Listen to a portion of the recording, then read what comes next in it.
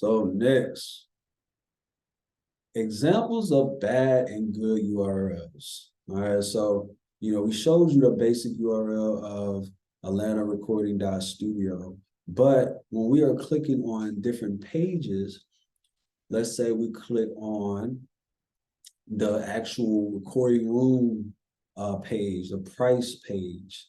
This is an example of good and bad URL. So a bad one is the one that you see in the red up top, where it's showing a bunch of numbers, a bunch of signs, nothing that has anything to do with the actual page. A great example is the one that you see at the bottom, where it's slash category name slash page name. All right. So pretty much what we're going to do, we're going to kind of get into an example of exactly what we mean. All right. So what I'm going to do, I'm going to click on one of these. So click on recording room. And then what does it say? It says studios, Atlanta Recording.studio/studios, right? And this page is about the studios, right? So this is a great example. All right. And yeah, that's pretty much that, guys. So URL structure example. All right, so kind of what we went over, but just to break it down. So you have the first aspect of it, the HTTP. A lot of times you'll see HTTP or HTTPS. S means that your website is secure, it has an SSL certification. We'll get into that a little later, but this is the protocol section, right? Then we have the subdomain section, and then the actual domain, the name.com, and then everything else is the where are we going, the path, and then we got the page, right? All right, so image alt text. All right, so this is definitely an example. So as you can see, it's a picture of a Dorito, right? But when you add an image alt text, you are pretty much, in an easy way to explain it, you're labeling it, because there is no way technically you can detect the words off the image. Or even better, it's hard to fully detect the name of the image without any words being classified around it. So that's why image alt text is important, because with you pretty much, this is your way of attaching a keyword to it. That way, when people are searching things in Google, you have a great advantage of popping up.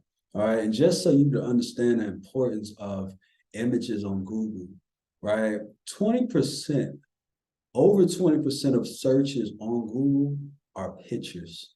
All right. So just imagine how much you could be missing out on if you're not taking advantage of the images that you're posting. All right. So we showed you what it looks like, but let's show you how to do it. All right, so like I said, we are on our WordPress website, WordPress section of the WAM Studios.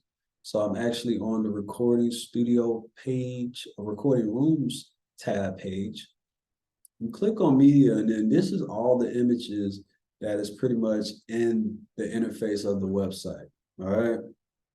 Now, some of these may not be actually on your website, some of them are, but this is pretty much all of your media. All right.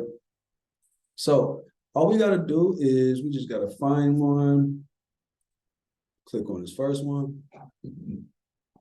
And on the right, where it says alternative text, this is pretty much where we added. All right, so this image was pretty much for photography. All right, as you see, it's the file name is named that. So we're going to put photography. All right, photography at Atlanta Recording Studio. All right, so we'll come down. Right. And once we're finished, you just exit out of it. And that's it. It pretty much saves on its own. If we refresh this, we'll click on it again, you see it's still here. All right. So that's pretty much it. And that is how you do that.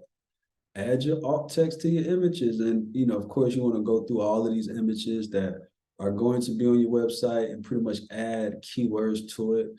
Be careful with keyword stuff, and you don't want to add stuff too many keywords on there. There's no reason to. Just be direct. Add one set of keywords that's related to the image, but also going to help the image rank. All right. So, alt text best practices. The alt text should accurately describe the image. Keep it short, but avoid single word alt text. Use your main keywords. No need to include the words images or pictures. Do include an alt text for all images. Like I said, this makes up 20% of searches, all right? Because not only are you searching or helping the people that are looking for images, but keep in mind there are blind people in this world that can't see. So this is what allows blind people to also search and find things as well, with you adding alt text to your images, right? All right, internal links. All right, so internal links is something that is, done a lot by bloggers. All right, so if you see, as an example, this internal link, how much do bloggers make? This is a blog that was created, whether it was on their page or it was a guest blog on someone else's page by the company. So what you see is when you're reading this article, there's actually a set of phrases, a set of words that's in a red box, and it's in blue words, and it's clickable. All right. So basically, if I was to click on this link, it will take me to another page on the website. All right.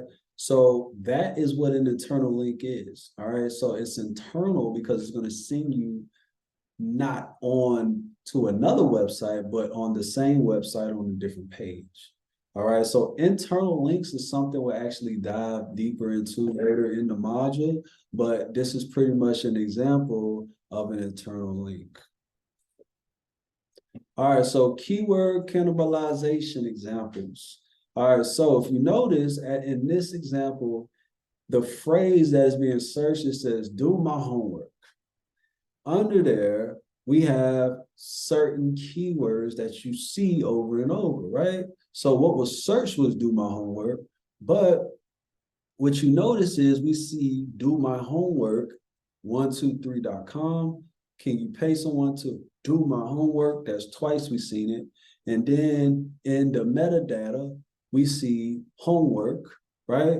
We see do my. So we see it probably about 2 full times and one that's kind of chopped up.